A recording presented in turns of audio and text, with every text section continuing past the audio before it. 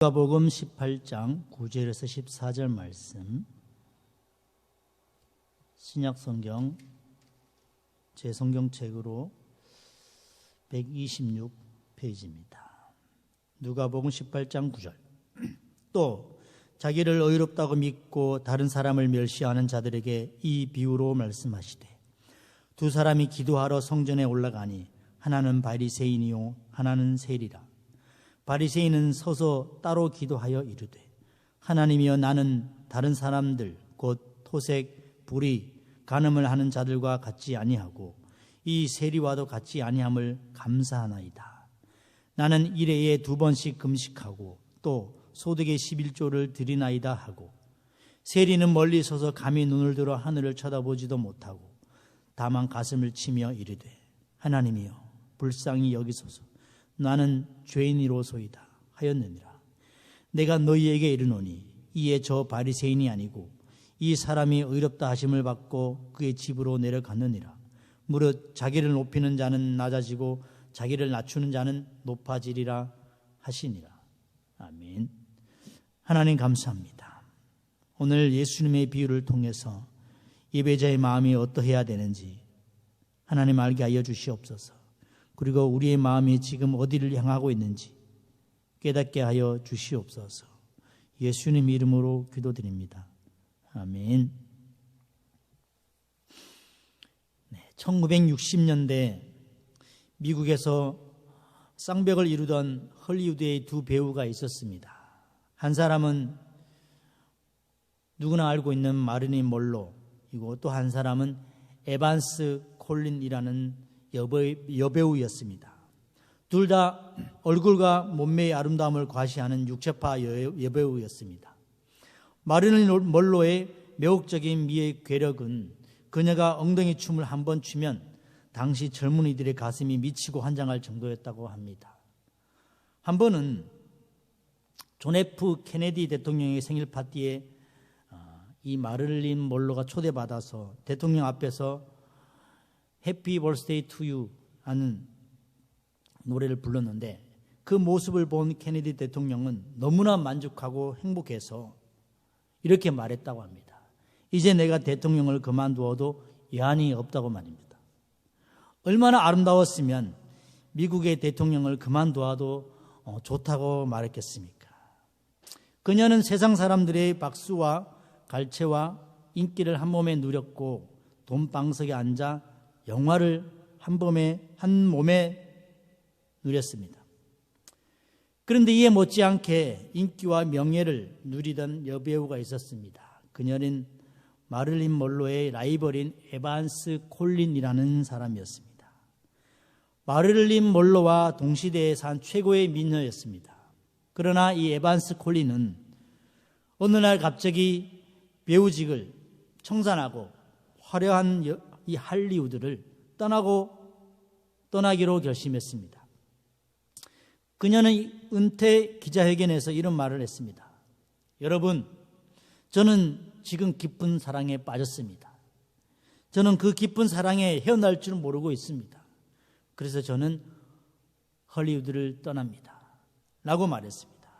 그래서 청중들은 그 사람이 누구냐, 어떤 남자냐, 그 행운의 남자는 누구냐 물어봤습니다. 왜 그런 선택을 했느냐고 말이죠. 도대체 그런 깊은 사랑에 빠진 남자가 누구냐라고 물어봤어요. 그때 에반스 콜린이 이렇게 대답했답니다. 내가 그분을 선택한 것이 아니라 그분이 나를 선택한 것입니다.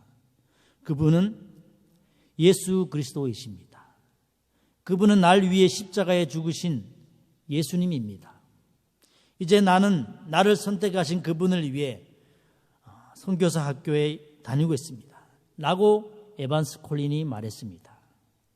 그 후에 에반스 콜린은 선교사 학교를 졸업하고 선교사와 결혼도 했고 아프리카 선교사로 떠나서 선교지에서 일생을 마쳤습니다. 7년간 아프리카 선교를 하고 안식년차 잠시 미국에 왔던 에반스 콜린에게 빌리 그레이엄 목사님이 물었습니다. 자매님, 할리우드의 영광과 명예를 버리고 선교사로 떠난 것이 후회되지는 않습니까? 정말 행복합니까? 라고 말이죠. 에반스 콜린은 미소를 지으며 이렇게 말했답니다. 후회는 무슨 후회입니까? 이 선교사의 자리는 영국 요왕의 자리와도 바꿀 수 없는 자리입니다. 미국 대통령의 자리도 이 자리와는 절대로 바꿀 수 없습니다.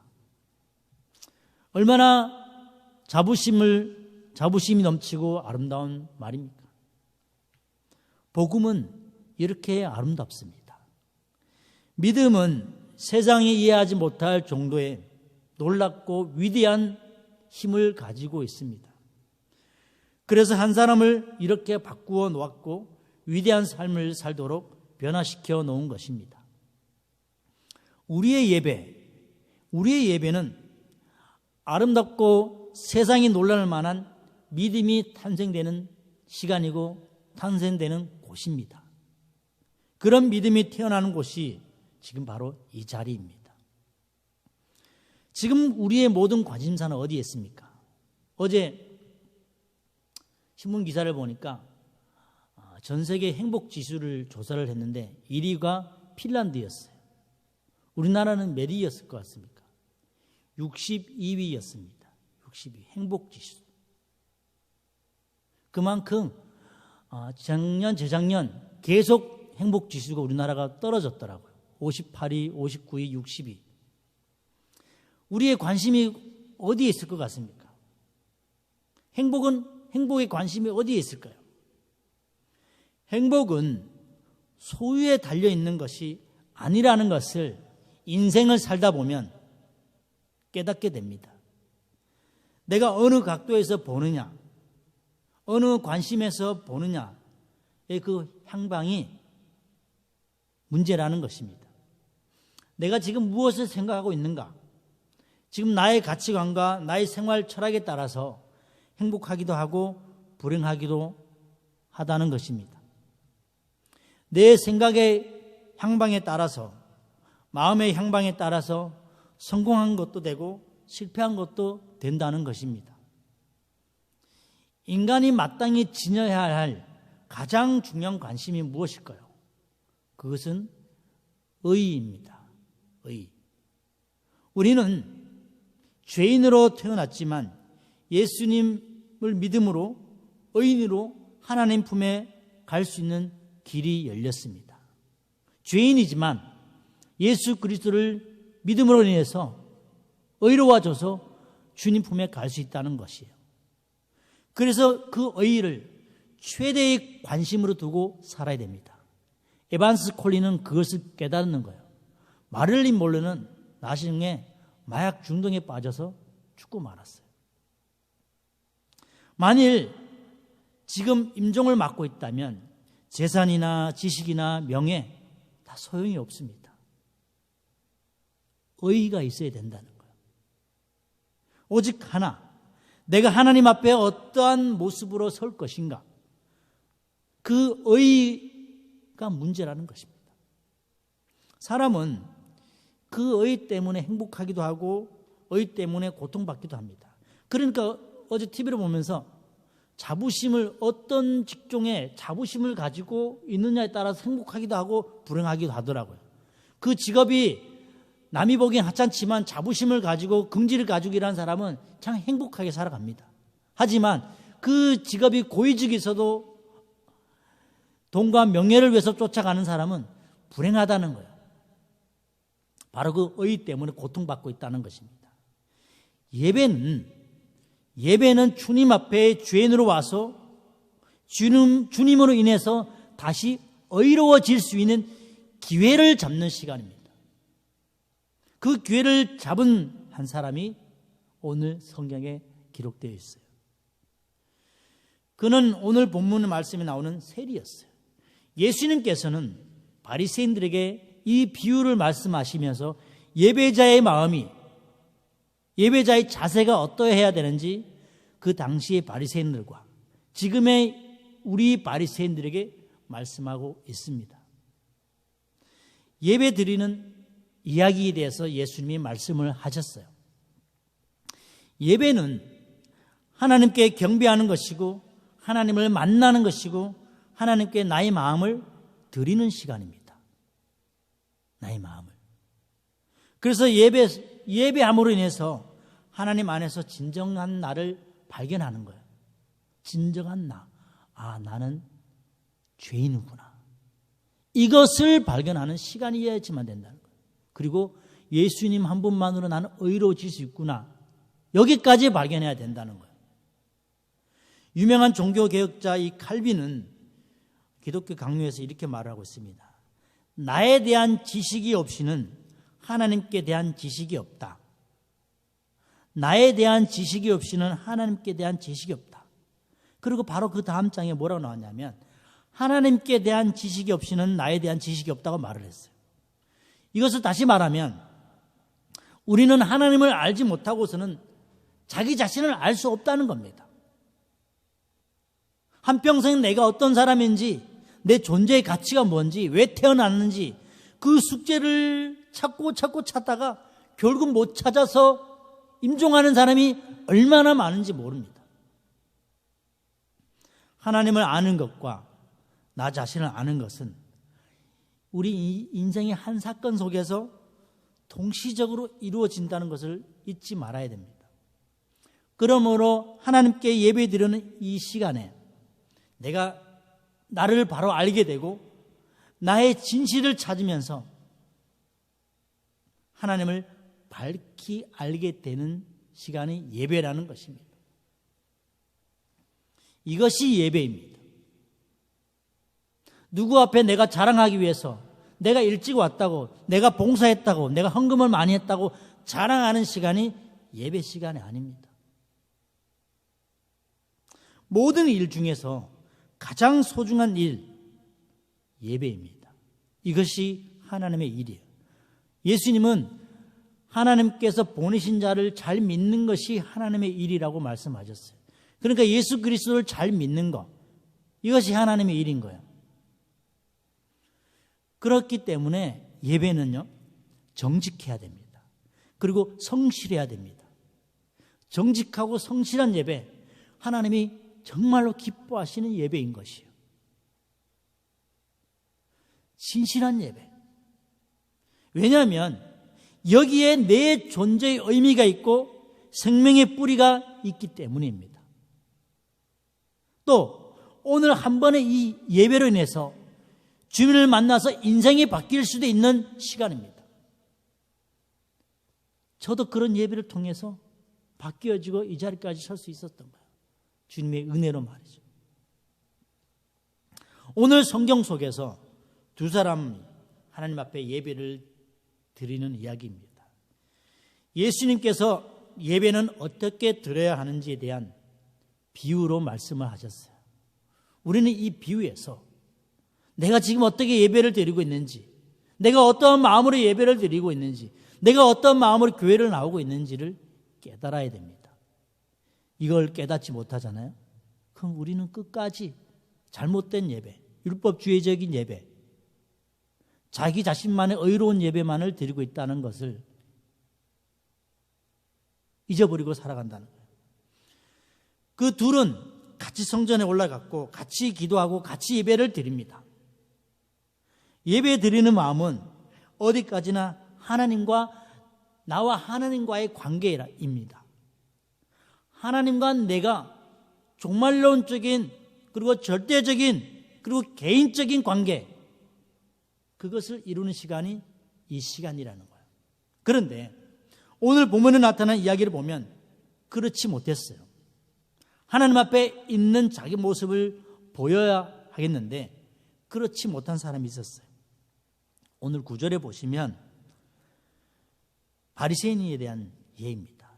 또 자기를 의롭다고 믿고 다른 사람을 멸시하는 자들에게 이 비유로 말씀하시되, 예수님께서 이렇게 말씀이 시작되셨어요.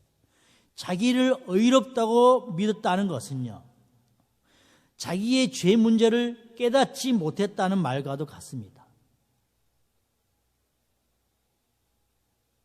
이 사람은 아직도 하나님 앞에서 자기 범죄의 이 심각성을 정말로 깨달은 경험이 단 한 번도 없는 사람이에요. 그리고 이 사람은 이웃들과의 관계, 이웃들과의 바른 관계가 설정되어 있지도 않은 사람입니다. 그 바리새인은 하나님 앞에 예배를 드린다고 하면서 자기 의만을 자랑하고 있어요. 자기가 잘한 것만을 자랑하고 자기의 의만을 내세우다가 결국에는 하나님께로 의로움을 받지 못해요. 이 말씀은 뭐냐? 주님 나라에 못 갔다는 거예요. 구원을 못 받았다는 거예요. 하나님과의 관계가 단절된 그런 예배, 겉모습뿐인 예배, 율법주의적인 예배, 자기 중심적인 예배밖에 되지 않는다는 거예요. 형식뿐이고 남들의 시선을 신경 쓴 그런 예배. 끝내 그는 참된 예배 없이 성전을 나오게 됩니다. 얼마나 불행합니까? 주님을 만나지도 못하고 시간만 허비하고 성전을 나온 그런 예배는 하루, 이틀, 10년, 20년, 30년, 50년을 들여도 주님을 만날 수 없습니다. 반면 세리는 어땠을까요? 그는 자기 의의를 전적으로 부인했어요. 누가복음 18장 13절. 세리는 멀리 서서 감히 눈을 들어 하늘을 쳐다보지도 못하고 다만 가슴을 치며 이르되 하나님이여 불쌍히 여기소서 나는 죄인이로소이다 하였느니라. 그는 아마 울면서 주님 앞에 이렇게 외쳤을 거예요. 하나님, 나는 구원받지도 못할 그런 죄인입니다 라고 말했죠. 하나님이여 불쌍히 여기소서 나는 죄인으로소이다. 나는 아무것도 아닌 죄인입니다. 나는 아무것도 아닌 죄인입니다. 그렇게 울부짖는 그에게 오히려 하나님은 그가 의롭다 하시고 기쁜 마음으로 성전을 나가게 되었다고 예수님이 말씀하셨어요. 예배의 궁극적인 관심은 우리는 무엇이 되어야 될까요? 여러분의 예배의 궁극적인 관심은 어디에 있습니까? 그것은 하나님을 만나는 거예요. 하나님 안에서 나의 죄를 발견하고 하나님께 예배드리면서 하나님께로부터 의롭다함을 얻는 것이 우리의 궁극적인 관심이에요. 그러니까 우리는 얼마나 진심으로 예배를 드려야 되겠어요. 찬양이 얼마나 뜨거워야 되겠어요. 얼마나 진심으로 예배를 드려야 되겠어요. 그리고 지금 나의 문제 속에서 하나님의 일하심을 발견하고 기꺼이 하나님의 일에 동참하는 것이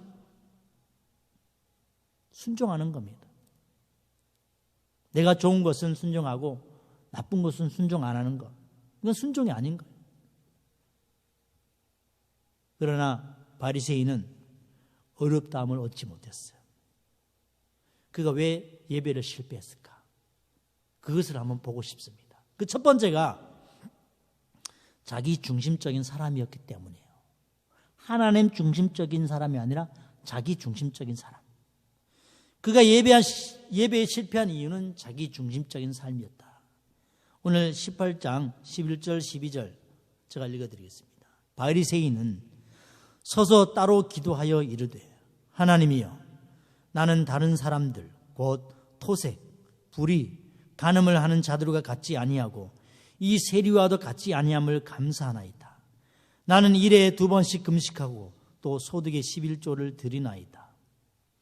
이 사람은 하나님이여 하고 한마디 불러놓고 나는 이렇게 말을 합니다. 이 나라는 말에 성경에는 우리 개정 성경에는 2번 나오지만 영어 성경이나 원문에는 3번 나옵니다. 3번이나 나타납니다. 나는 이렇습니다. 나는 이렇습니다. 나는 이렇게 했습니다. 라고 말이죠. 기종일관 나만 내세우고 있어요. 그러니까 자기 중심적인 사람이라는 거죠. 이 자기 중심적인 사람은 하나님을 만나지도 못하고 이웃도 볼 수 없습니다. 또한 그는 자기 업적만을 과시하고 자랑하고 있어요. 하나님, 나는 얼마나 잘난 사람인지 아십니까? 나는 저 그늘진 곳에서 인생을 사는 사람들과 차원이 다릅니다. 나는 토색하지도 않았습니다. 나는 불의를 저지르지도 않았습니다. 나는 그런 쓰레기 같은 자들처럼 간음을 저지르지도 않았습니다. 나는 그들과 차원이 다릅니다. 그들은 지금 예배 시간에 오지 않았지만 나는 이 예배 시간에 왔습니다. 그리고 하나님, 나는 이 교회를 위해서 중대한 공헌을 했습니다. 나는 11조를 했습니다. 금식도 했습니다. 모든 행사에 빠지지도 않았습니다. 라고 하는 바리새인의 기도는 기도라기보다는 차라리 자기 만족의 확인? 자기 만족의 자랑이었습니다. 그 당시에 바리새인들의 민낯을 예수님께서 낱낱이 이 비유를 통해서 말씀하십니다. 이 바리새인의 기도 속에는 자기만 있었지 사실 하나님이 없었어요. 미국의 한 도시에 아주 큰 부흥 집회가 열렸습니다. 그 도시에서 가장 명성이 있는 그리고 가장 훌륭한 학자, 지금으로 본다면 그 지역에 있는 그 장로 중에서 가장 학식이 있고 명성이 있는 그런 장로를 모셔다가 대표 기도를 시킨 거죠. 그러나 신앙이 있는 사람들은 그날 그 분의 기도를 들으면서 그의 기도 속에는 하나님이 안 계시다는 사실을 느꼈답니다. 그 이튿날 아침에 기독교 신문에 어떤 기사가 그 기도에 대해서 한 평가를 이렇게 올렸어요. 이 위대한 학자의 기도는 아마도 이 도시가 창설된 이래로 도시에 있는 청중에게 바쳐진 가장 웅변적이고 가장 지성적인 기도였다. 이렇게 기사가 나왔어요. 어떤 뜻이겠습니까? 그 기도가 누구에게 바쳤다고 합니까? 이 도시가 창설된 이래로 도시에 있는 청중에게 바쳐진 가장 웅변적이고 가장 지성적인 기도였다는 거예요. 하나님이 아니라 그 도시에 있는 청중에게 바쳐진 기도라고 합니다. 어떤 것 같아요? 지금 우리의 기도가 이렇다는 겁니다. 이처럼 때때로 우리는요, 자신에게 기도를 바치고 있는지도 모릅니다. 남들에게 기도를 잘한다는 말을 듣기 위해서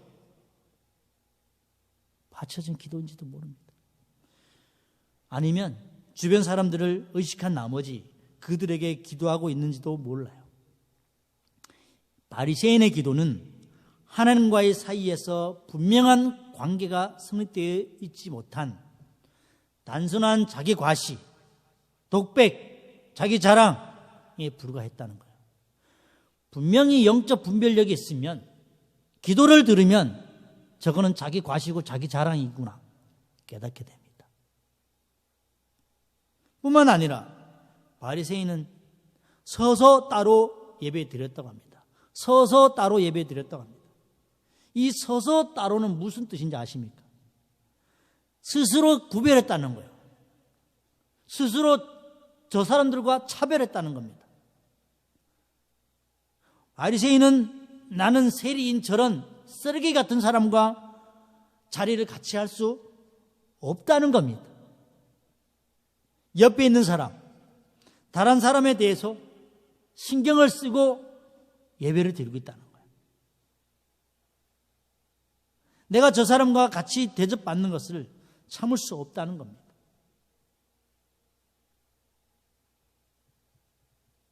식사를 하면서도 옆에 냄새가 나면 다른 자리에 가서 먹는 것처럼 말이죠. 여러분은 혹시 교회에 나와서 예배를 드릴 때 옆에 누가 앉았는지 신경 쓴 적 있습니까? 물론 신경 쓰죠.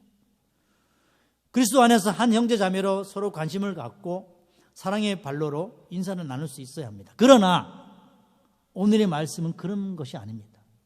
자기를 남과 구별해서 신경을 썼다는 거예요. 그러니까 불편했다는 겁니다. 남을 차별했다는 거. 예배 시간에 차별을 느끼고 신경을 쓴다면 그것은 예배자의 자세가 아닙니다. 나와 하나님과의 관계만을 봐야 되는데 예배 드리면서 딴 데 신경 쓰고 있는 거예요. 우리는 다 같이 하나님 앞에 함께 예배 드리고 있고 함께 죄인 일 따름입니다. 죄수들만 모여 있는 거예요. 죄수 번호 1번, 2번, 3번, 4번, 5번, 나는 10번. 이렇게 죄인된 몸으로 앉아있다는 것을 잊지 말아야 됩니다.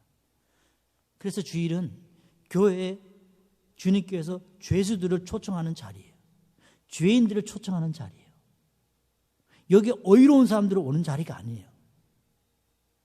이미 들어서면서 어이로워져가지고 남들을 비판하고 평가하고 그런 자리가 아닙니다. 그가 장관이든 말단 공무원이든 무슨 일을 하는 사람이든 상관없습니다. 이 자리는 평등합니다. 이 자리는 모두가 자유합니다. 있거나 없거나 지체가 높거나 낮거나 예배는 모두에게 동일합니다. 하나님의 은혜는 똑같이 부어집니다. 그런데 오늘 이 바리새인은요, 저런 사람하고는 내가 같이 앉을 수 없다 라고 생각을 한 거죠. 얼마나 교만한 마음이겠습니까? 옆에 누가 있거나 무슨 상관이 있겠습니까? 나와 하나님과 예배만 드리면 되지. 그가 미인이건 추남이건 무슨 상관입니까? 우리는 다 같은 하나님의 자녀로 동등한 입장에서 예배를 드려야 됩니다. 따로 서는 마음 안 됩니다. 너와 나는 다르다.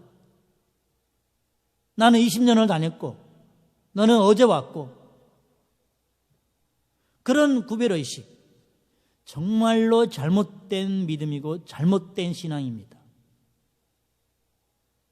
가끔 교회를 가면서 앞에 장로석, 저 뒤에 세가족 뭐 이렇게 나눠진 거 보면 참 불편합니다.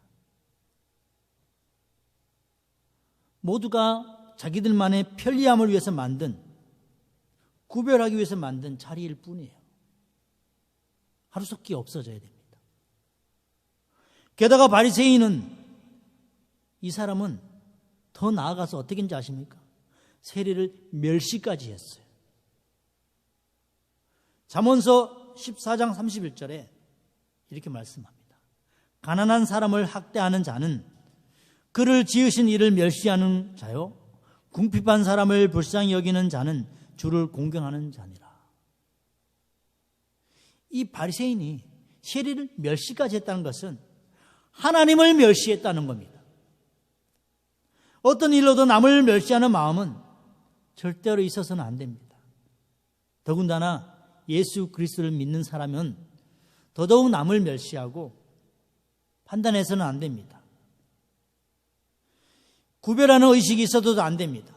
언제나 똑같이 그리스도 안에서 형제자매로 영접하고 똑같은 마음으로 임해야 됩니다. 누구나 많은 사람 중에 한 사람일 뿐인 거예요. 교회에 지금 나왔던 10년, 20년 다녔던 장로든 권사든 집사든 모두 같은 죄인일 뿐입니다. 어떤 사람은 자기는 항상 특별하다고 생각하며 또 특별한 사랑을만 받으려고 해요. 여기에 문제가 생기고 기득권의 싸움이 되고 분열이 생기고,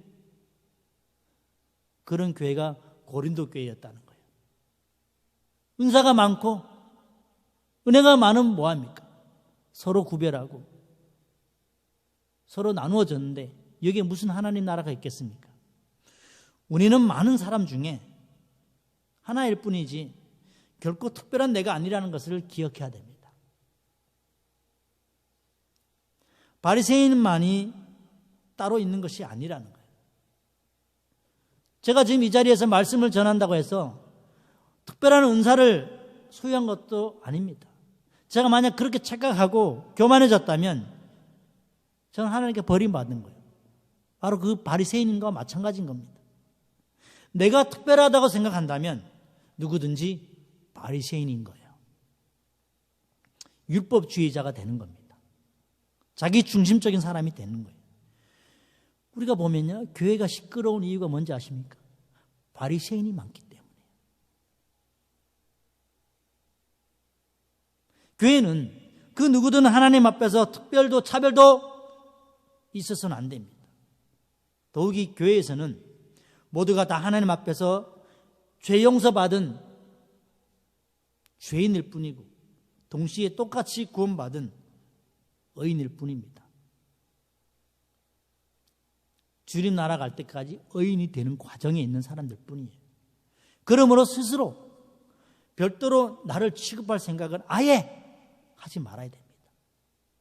그 표정을 보면 알아요. 행동을 보면 그 사람이니까 압니다. 그런 가치관을 가진 사람의 모습과 그런 사람의 기도와 그런 사람의 헌금과 그런 사람의 봉사는 하나님은 안 받으신다는 겁니다.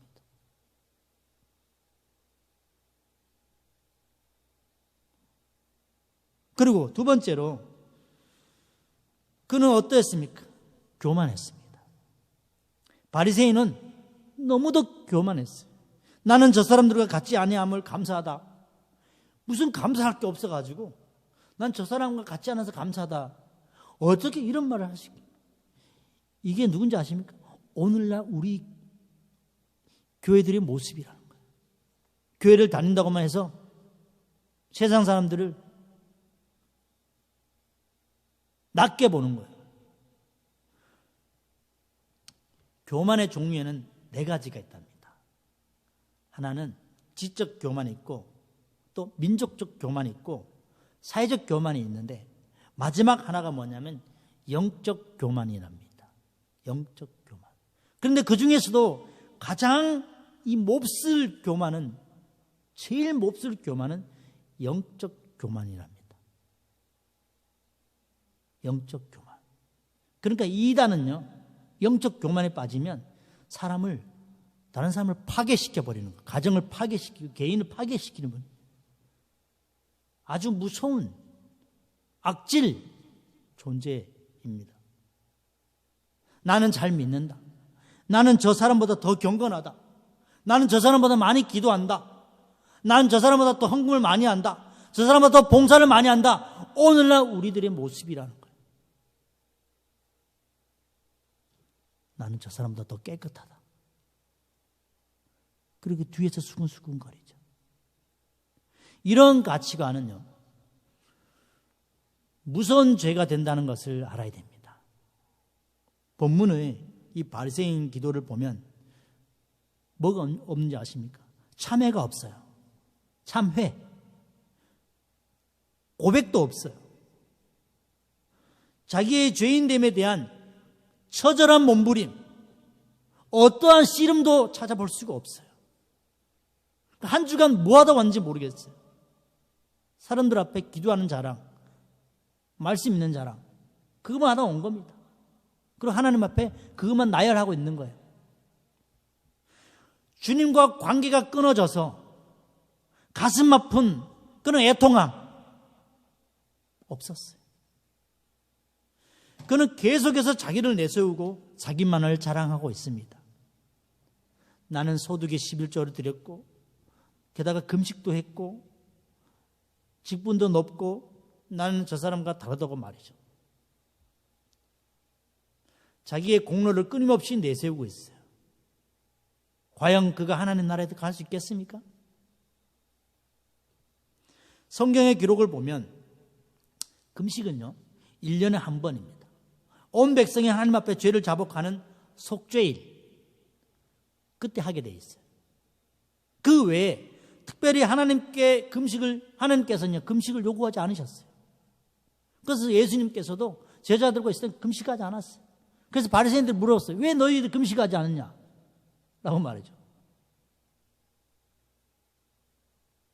그런데 이 율법주의자들은요, 이 바리새인들은 어떻게 인지 아십니까? 여기에 보태고 더해서 일주일에 2번은 금식한 겁니다. 사람들 앞에 자랑하기 위해서. 그래서 이 정도로 나는 금식을 많이 한다고 자랑한 거예요. 우리 금식을 하잖아요. 그러면 입으로도 말하지 말고 더 쌩쌩하게 다녀야 됩니다. 금식하고 있다는 표정한 것도 그것도 자랑인 거예요. 하지만 이것은요, 누가 하라고 한 것도 아니에요. 하나님의 명령도 아닙니다. 자기들 마음대로 생각한 거예요. 전혀 의미 없는 행위라는 거예요. 게다가 이제는요, 11조 이야기까지 합니다. 11조를 바치는 것은요, 하나님의 백성으로서 당연한 것이지 어떤 공로가 되지 않습니다. 아주 기초적인 거예요. 신앙적인 이 상식에 불과합니다. 오늘날 내가 받은 수입이 모두 하나님의 것임을 고백하고, 모두 하나님의 것임을 고백하고, 그 고백의 의미로 10의 1조, 11조를 드리는 것. 이것도 못하는 사람이 많아서 문제지 11조는 공로가 아닙니다. 그럼에도 무슨 큰일이나 하는 것처럼 11조 하는 것은 자랑이 되어서는 안 됩니다. 이 사람이 자기 자신의 모습을 발견하지 못한 이유는 또 어디인지 아십니까?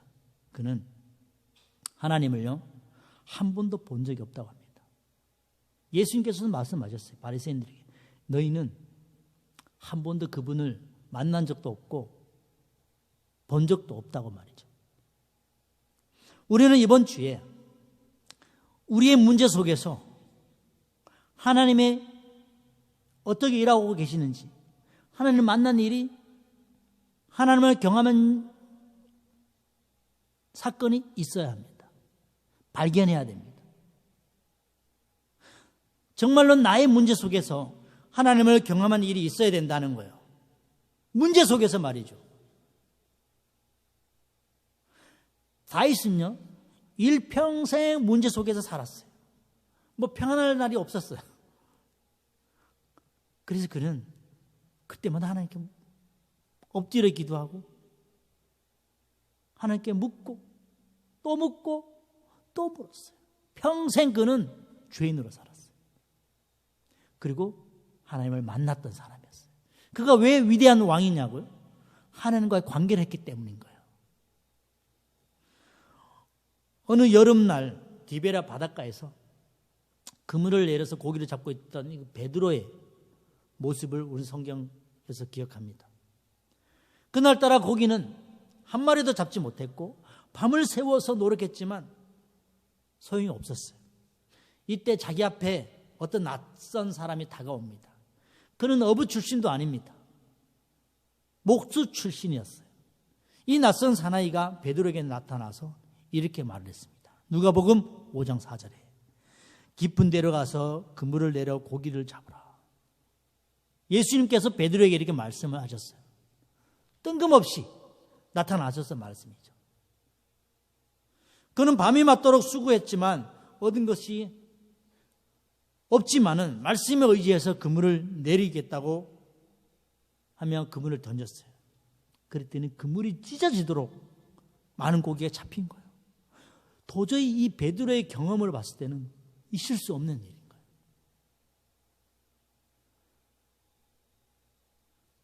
그의 그 다음 고백이 와 굉장합니다. 언제 이렇게 고기 잡으러 배우셨습니까? 라고 하지 않았어요. 그가 어떤 고백한지 아십니까? 8절에 보면 시몬 베드로가 이를 보고 예수의 무릎 아래 엎드려 이르되 주여 나를 떠나소서 나는 죄인이로소이다. 주여 나를 떠나소서 나는 죄인이로소이다 라고 고백했어요. 주님을 만나면요, 예배 시간에 주님을 만나는 경험이 있으면 죄인으로 깨닫게 되는 거예요. 그는 자기 앞에 서 있는 그 낯선 분에게서 하나님을 본 거예요. 삶의 문제 속에서 주님을 만난 거예요. 고기떼의 방향을 알고 계신 분, 한 번도 바다를 접촉해 본 일이 없는 그런 바다를 아시는 저분, 사람의 마음을 아시고 과거와 현재와 미래를 다 아시는 저분은 분명 하나님의 아들이란 것을 베드로는 깨닫게 된 거예요. 성령님이 깨닫게 하신 거예요. 그분이 하나님이심을 깨달아서 그는 상대적으로 내 죄가 깨달아진 거예요. 나는 불결하고 추하고 더러운 자신의 모습을 발견한 거예요. 참회의 모습을 베드로에게서 보게 됩니다. 그리고 마침내 그는요, 예수님의 무릎 앞에 엎드리면서 주여 나를 떠나소서, 나는 죄인이소이다 고백한 거예요. 오늘날 우리의 예배가 이래야 됩니다. 아마도 지금 주님을 경험하고 있는 분이 있다면 바로 이런 베드로의 고백과 마찬가지인 거예요. 죄인 된 삶을 사는 것처럼 늘 감사한 거죠. 나를 건져주셨기 때문에. 물에 빠져서 허우적대고 있는 나를 건져주신 분이 예수님이라는 것을 깨달으면요, 감사밖에 없어요. 나의 환경 중요하지 않아요. 감사밖에 없어요. 어떤 목사님이 집회에 나가서 죄가 얼마나 무거운지에 대해서, 그 죄가 우리를 얼마나 억누르는 것에 대해서 설교를 하셨어요. 예배가 끝난 다음에 어떤 청년이 목사님께 찾아왔습니다. 목사님, 오늘 말씀을 들으면서 죄의 무게에 대해서 생각해 보게 되는데 죄의 무게가 얼마나 되는지요? 라고 물었어요. 몇 킬로가 됩니까? 몇 킬로그램 정도 됩니까? 라고 말했죠. 저는 죄의 무게를 전혀 모르겠습니다. 그 청년은 순수하게 진심으로 물어봤어요. 한 50kg 됩니까? 라고 물어봤어요. 아니면 1톤 정도 됩니까? 그러자 목사님이 청년에게 되물었습니다. 청년, 죽어있는 송장 위에 100kg의 짐을 얹어 놓아 보게, 그 시체가 그 무게를 느끼겠는가? 무슨 말씀입니까? 죽은 시체, 죽은 영혼에게는요, 죄의 무게를 느낄 수 없습니다. 살아있지만, 걸어다니지만, 밥 먹고 있지만 죽어있는 영혼에게는 죄의 무게를 느낄 수 없다는 거예요. 죽은 송장은요, 무게를 느낄 수 없습니다. 그러니까 죄를 모르는 거예요. 영혼이 죽으면 죄의 문제를 전혀 느낄 수 없는 것입니다. 주님과의 관계가 끊어지면요, 주님과 함께하지 않으면 절대로 죄의 무게를 느낄 수 없습니다. 왜냐하면 이미 죽은 영혼이기 때문이에요. 버린 영혼이기 때문이에요. 그러니 얼마나 심각한 죄인지 인식 못하는 겁니다. 우리는 죄에 대해서 얼마나 느끼고 있습니까? 죄. 이 세상에 지금 돌아가고 있는 전 세계의 흐름을 보면 모두가 죄 때문입니다. 아직도 못 깨닫고 있어요, 사람들이. 죄 때문에 인간이 파괴하고 있고, 자연이 힘들어져 가고 있고, 전쟁이 일어나서 나고 있는데 아직도 죄의 문제 해결할 사람들이 없어요. 교회는 뭐 그런 사람들만 다니는 거지. 얼마나 교만한지 죄의 무게를 모르고 살아가고 있다는 거예요. 하나님과의 관계가 끊어져 있을 때는요, 내가 영적으로 무감각 상태에 있을 때는 죄의 무게를 느낄 수 없습니다. 우리의 가장 큰 비극, 죄를 느끼지 못한다는 거예요. 그것은요, 내가 죄인이라는 사실조차 깨닫지 못하는 거예요. 이 한 가지만 발견하면 세상은 바뀌는데 이것을 발견하기가 그리 쉽지 않습니다. 쉽지 않아요. 거룩하신 하나님 앞에서 성령님의 지적하심을 통해서 이사야처럼 화로다, 나는 망하게 되었도다, 베드로처럼 주님 나는 죄인입니다, 나는 고백을 하신 적이 있다면 그때가 하나님이 일하신 때이고 하나님이 일하시기 시작한 때입니다. 그때가 아직도 없다면 하나님 일하시지도 않고 하나님 함께하지 않는 거예요.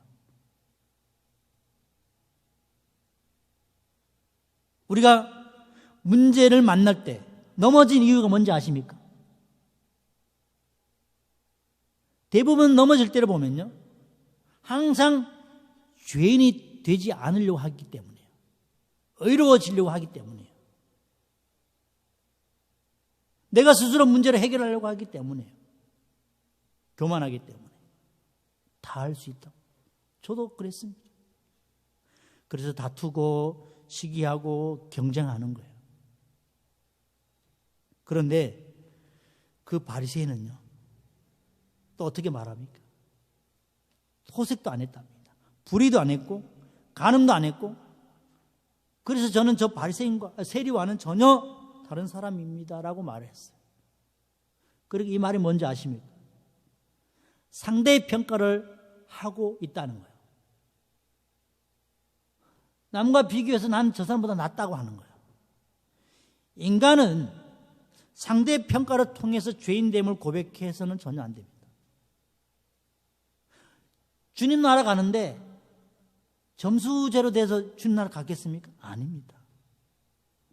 어떤 학생이 대학 시험에 합격하기 위해서 80점을 받아야 되는데 60점밖에 못 받은 거예요. 그런데 그 학생이 이렇게 말합니다. 그래도 나는 쟤처럼 50점 받은 친구보다는 10점이나 더 받았어 라고 말이죠. 근데 50점이나 60점이나 합격할 수 없습니다. 똑같이 불합격입니다. 죄인됨의 발견이라는 것은요, 내가 주변 사람보다 조금 더 선한데, 좀 더 깨끗한데, 난 더 착한데, 나는 저 사람만큼 악하지 않은데, 나는 그런 상대평가가 아니라는 거예요. 죄인의 발견은 하나님의 얼굴을 구하고 하나님 앞에서 정말로 드러난 나의 진짜 모습, 나의 진짜 죄인됨을 깨닫는 절대 평가입니다. 나와 하나님과의 관계 속에서. 언제 가장 행복을 느끼십니까? 우리 행복지수가 세계 62위인데 언제 행복을 느낍니까? 가장 행복을 느낄 때가 언제입니까? 우리는요, 가장 행복을 느낄 때 언제인지 아십니까? 죄인으로 살 때여야지만 됩니다. 그러면 가장 행복하더라고요. 제가 가장 행복해 할 때는요, 죄인으로 살 때였습니다. 그럼 감사밖에 나올 게 없어요. 가난도 감사, 아파도 감사, 없어도 감사. 왜? 그보다 더 큰 사형수를 면해줬기 때문에. 생각을 한번 해보세요.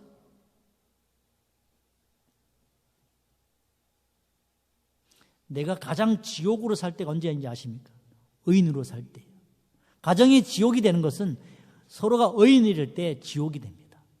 서로가 죄인이 되면요, 가정이 행복해집니다. 성경은 모든 사람이 죄를 범하였으면 하나님의 영광에 이르지 못하더니 말씀합니다. 의인은 하나도 없나니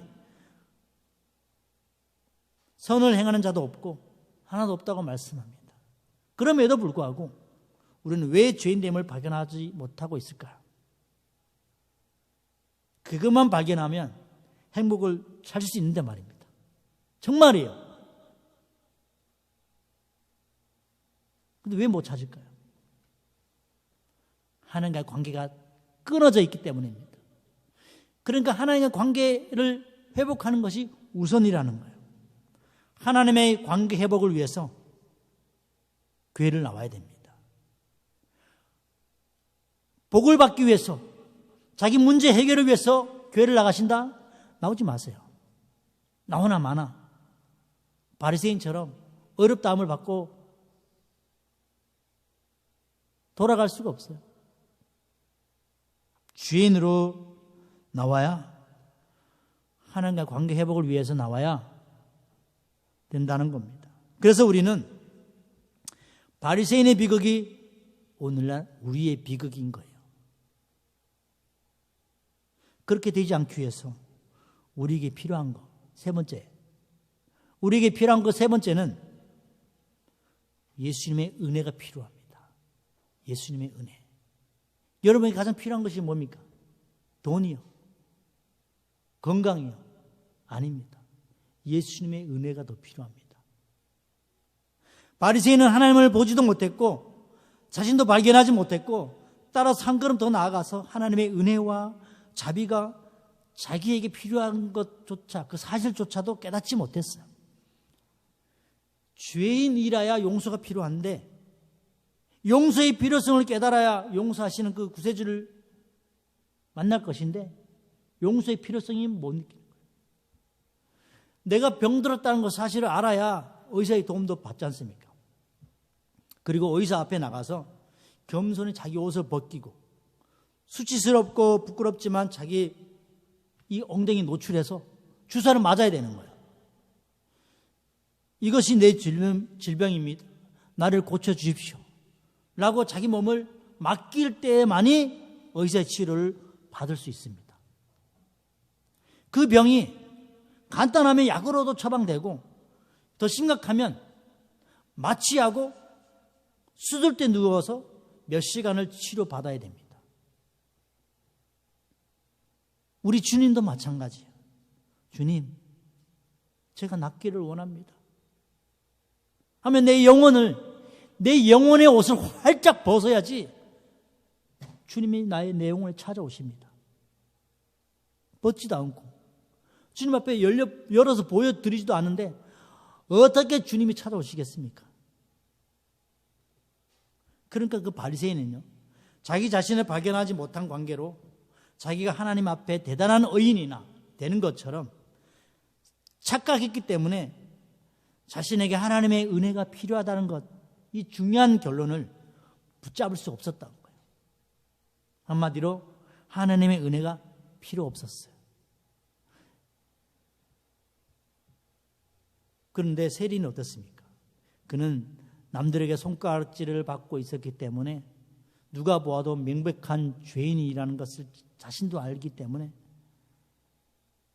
당연히 자신은 죄인이고, 그래서 하나님 앞에 나가서 부르짖을 수밖에 없었던 거예요.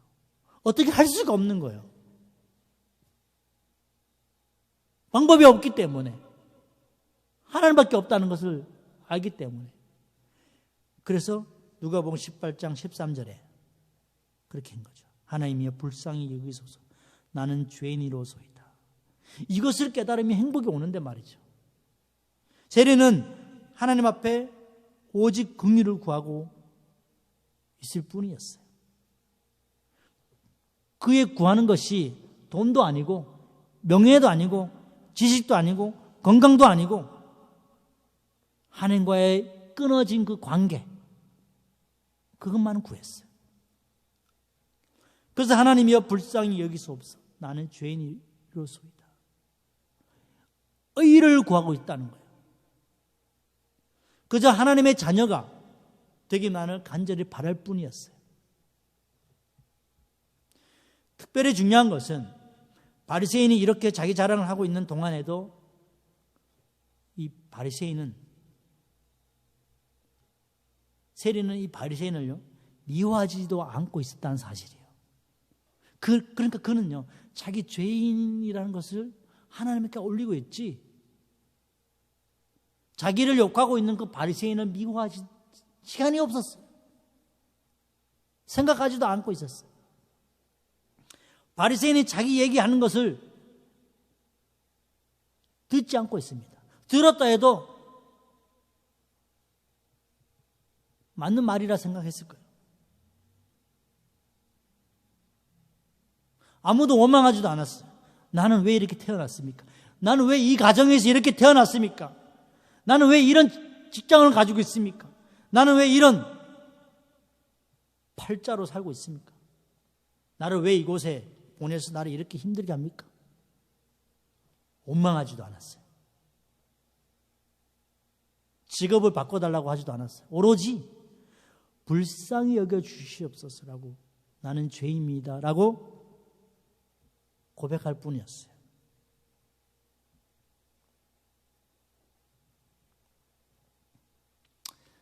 한 번은 무디 목사님이 어느 도시에서 집회를 하는데 신문 기자들이 이 무디 목사님을 중상모략하는 기사를 올렸어요. 그 다음날 신문에 이 목사님에 관한 온갖 허위 기사가 기재된 겁니다. 그랬더니 집회 담당자들이 난리 난 거예요. 그래서 목사님께 이걸 가지고 갔어요. 막 의논했습니다. 근데 이거 정작 억울해야 할 목사님은 웃고 있는 겁니다. 그래서 한 분이 물어봤어요. 목사님 화나지 않습니까? 이 사실도 아닌 것을 기사로 올려버렸는데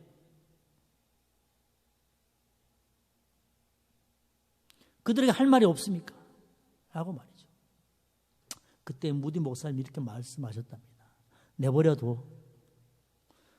저 사람들이 몰라서 그렇지 나는 그 신문에 난 것보다 더 훨씬 악한 놈이야. 나는 그 신문에 난 것보다 더 훨씬 악한 놈이야 라고 말씀하셨답니다. 그리고 그날 무디 목사님은 그 집회에서 우리의 죄를 용서하시고 당신의 자비와 은혜의 보좌로 인도하시는 그 하나님의 은혜에 대해서 설교하셨고, 자기를 중상모략했던 사람들이 그 설교를 듣고 무릎을 꿇고 주님 앞에 나오는 놀라운 일이 그날 밤에 있었답니다. 그들에게는 하나님의 은혜가 필요했던 거죠. 우리 모두 저뿐만 아니라 다 부끄러운 존재입니다. 누구 하나 의로운 사람 없습니다. 예수님의 은혜가 아니면 아무도 살아날 수가 없습니다.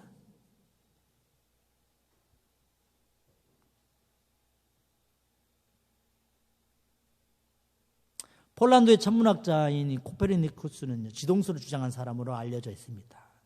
온 세상 사람들이 천동설을 믿고 있을 때 혼자 지동설을 주장했어요. 그는 위대한 천문학자였죠. 그는 이 일 때문에 교황청으로부터 심하게 고문도 받고 어려움도 겪어야 했습니다. 그럼에도 불구하고 그는 하나님 앞에서 자기 양심에 충실하게 지동설을 고집한 사람이었어요. 지구가 태양 주위를 돈다는 거죠. 그 당시는 지구를 중심으로 태양이 돈다고 생각을 했어요. 그가 임종을 맞게 되었을 때 주위의 사람들이 묘비문에 어떻게 적어야 되는지 물어봤을 때 그 코페르니쿠스는 이렇게 말했답니다. 이렇게 적어달라고 했어요. 주님, 저는 주님께서 베드로에게 보여주신 그 친절을 구하지 않습니다. 바울에게 내려주신 그 은혜도 바라지 않습니다. 다만 주님과 함께 십자가에 달렸던 강도에게 베푸신 그 자비만을 구합니다. 진정 아멘. 이렇게 묘비문에 새겨달라고 했어요. 누가복음에 나오는 그 강도의 고백처럼 말이죠. 누가복음 23장 41절부터 43절에 보시면 우리가 행한 일에 상당한 보응을 받는 것이니 이에 당연하거니와 이 사람이 행한 것은 옳지 않은 것이 없느니라 하고 이르되 예수여 당신의 나라에 임하실 때에 나를 기억하소서 하니 예수께서 이르시되 내가 진실로 내게 이르노니 오늘 내가 나와 함께 낙원에 있으리라 하시니라. 코페르니쿠스도 예수님 십자가 옆에 달린 그 강도가 고백한 것처럼 그 은혜만은 달라고 기도했어요. 나를 인정해 달라고 기도하지도 않았어요. 우리가 돌아보면 너무나 부족하고 허물밖에 없는 우리의 존재인데 우리는 아직도 주님께 구하는 것들이 너무나 많습니다.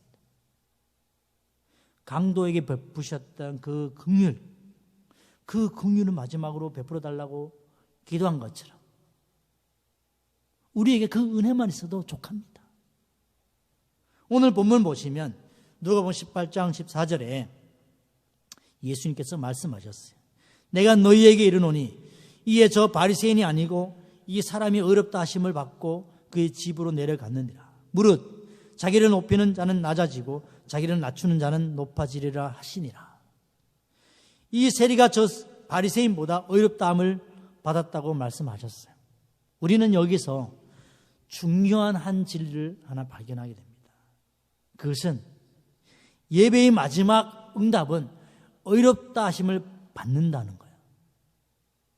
이것이 진정한 은혜입니다. 예배에 와서 어렵다함을 받고 돌아가야 그 예배에 성공한 거예요. 모든 일을 잘하더라도 예배만큼은 더 성실하고 더 진실하고 더 정직해야 됩니다. 깊은 정성과 신령과 진정으로 예배를 드려야 하나님께로부터 어렵다함을 받을 수 있는 거예요. 바른 예배, 진실한 예배, 그래서 어렵다 하심을 받는 예배자가 우리 삶의 기본이고 목표가 되어야 됩니다. 그러기 위해서 찬양하고 그러기 위해서 기도하고 그렇게 어렵다함을 받기 위해서 교회의 모든 일들이 행해져야 됩니다. 우린 그런 예배자가 될 수 있습니다. 단 한 가지 조건이 있다면 그것은 내가 죄인이 되는 거예요. 죄인으로 하나님께 나아가면 어렵다 하심을 받고 돌아갈 수 있습니다. 오늘 그렇게 돌아가시길 주님의 이름으로 축원합니다. 기도드리겠습니다. 하나님 감사합니다. 오늘 예수님의 비유의 말씀을 통해서 두 예배자의 마음을 통해 어떻게 우리가 주님 앞에 서야 하는지, 주님 앞에 나아가야 되는지 깨닫게 됩니다. 오늘도 죄인된 마음으로 이 자리에 와서 하나님 앞에 우리의 마음을 내어드릴 수 있는 이 시간이 되게 하여 주시옵소서. 예수님 이름으로 기도드립니다. 아멘. 사도들의 신앙 고백 드리겠습니다. 나는 전능하신 아버지 하나님 천지의 창조주를 믿습니다. 나는 그의 유일하신 아들 우리 주 예수 그리스도를 믿습니다. 그는 성령으로 잉태되어 동정녀 마리아에게서 나시고 본디오 빌라도에게 고난을 받아 십자가에 못 박혀 죽으시고 장사된 지 사흘 만에 죽은 자 가운데서 다시 살아나셨으며 하늘에 오르시어 전능하신 아버지 하나님 우편 앉아 계시다가 거기로부터 살아있는 자와 죽은 자를 심판하러 오십니다.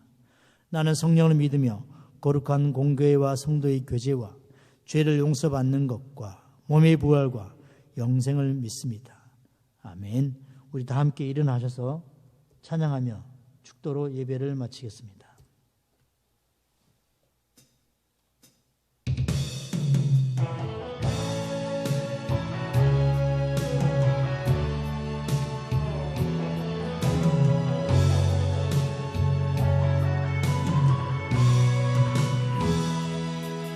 내게 허락하신 시련을 통해 나의 믿음 더욱 강하게 자라나고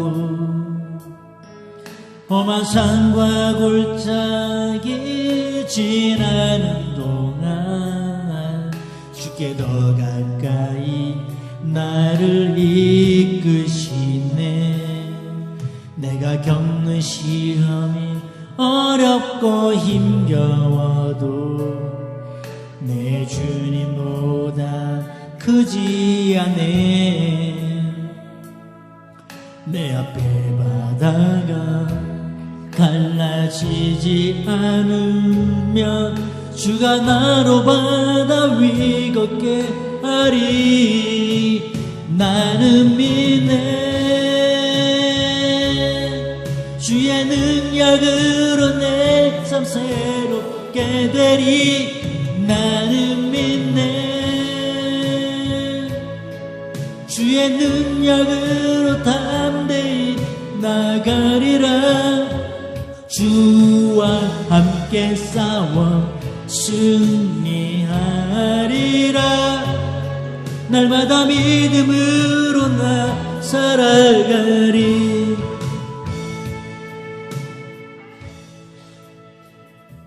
이제는 우리 주 예수 그리스도의 은혜와 하나님의 놀라우신 사랑과 성령님의 내주 교통 충만하심이 오늘도 죄인됨을 살기 위해 달려가는 성도들의 머리 위에 이제로부터 영원토록 함께 할지어다.